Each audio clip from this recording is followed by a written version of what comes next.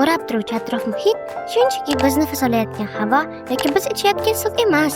Bu biz ko'rayotgan, his qilayotgan va hatto bizga ko'rinmas hamma narsadan hosil bo'luvchi murakkab jarayondir.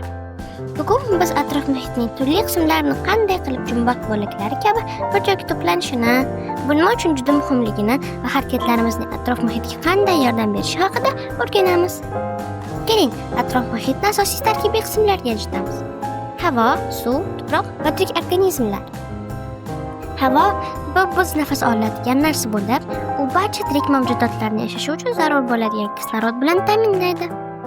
Sayyoramizning 71% tashkil etuvchi suv, ichish, oziq-ovqat yetishtirish, daryo va okeanlarda hayotni qo'llab-quvvatlashtirish uchun zarur. Ozuqa moddalariga boy tuproq o'simliklarning o'sishiga imkon beradi va quruqlikda hayotni ta'minlaydi. Va nihoyatda organizmlar, eng mayda bakteriyalardan tortib, eng yirik hayvonlargacha, shu jumladan biz ham muvozanatli ekotizimni yaratish uchun ushbu jonsiz elementlar bilan o'zaro birlashamiz. Endi atrof muhit haqida o'ylab ko'ring. Bu ulkan jumboq bo'lib, unda har bir qism bir-biriga bog'liq. Daraxtmi, daryomi yoki hayvonmi, har bir qismi butunni hosil qiladi. Masalan, daraxtlar karbonat angidridni qabul qilib, bizga kislorod beradi. Ularning ildizlari tuproqni ushlab turadi va eroziyaning oldini oladi. Lekin biz juda ko'p daraxt kesganimizda bu muvozanatni buzamiz. Tuproq bo'shashadi. Bu esa ko'chkilarga olib keladi va hayvonlarning uylarini yo'qotadi. Bu shuni ko'rsatadiki, atrof muhitning har bir bo'lagi sayyoramizni sog'lom saqlash uchun boshqalarga tayanadi. Shuning uchun bitta bo'lak olib tashlansa yoki shikastlansa, u butun atrof muhitga ta'sir qiladi. Shuning uchun uning har bir qismini himoya qilish muhimdir. Sayyoramiz turli xil atrof muhit uchun uy vazifasini bajaradi. Shahar muhiti bu ko'plab binolar, yo'llar va odamlarga ega shaharlar. Qishloq muhiti esa ochiqroq bo'ladi. Unda fermer xo'jaliklari, dalalar va kamroq binolar mavjud.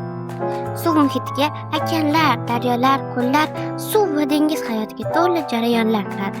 Hech bir muhit bir-biriga o'xshamaydi, ammo barchasi bir-biriga bog'liq. Ular barchamiz bog'lab turuvchi bir global ekotizimni tashkil etadi. Muvozanatli atrof muhit yer yuzidagi barcha tirik mavjudotlarning yashashi uchun muhimdir.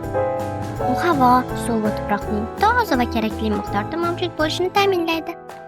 Bu muvozanat saqlanganda o'simliklar o'sadi, hayvonlar oziq-ovqat va boshpana topadi, odamlar sog'lom sharoitda yashaydi. Ammo bu muvozanat ifloslanish, yashash muhitining buzilishi yoki iqlim o'zgarishi natijasida buzilganda atrof muhitning har bir qismi zarar ko'rishi mumkin. Shuning uchun atrof muhitni muhofaza qilish va muvozanatni saqlash juda muhim. Lekin yaxshi yangiligimiz shundaki, atrof muhitni himoya qilishga yordam berishimizning ko'plab usullari mavjud. Daraxt ekish, havoni tozalash va tuproq eroziyasining oldini olishga yordam beradi. Qayta ishlash chiqindilarini kamaytiradi va sayyoramizni toza saqlaydi. Suvni tejash hamma uchun yetarli bo'lishini ta'minlaydi.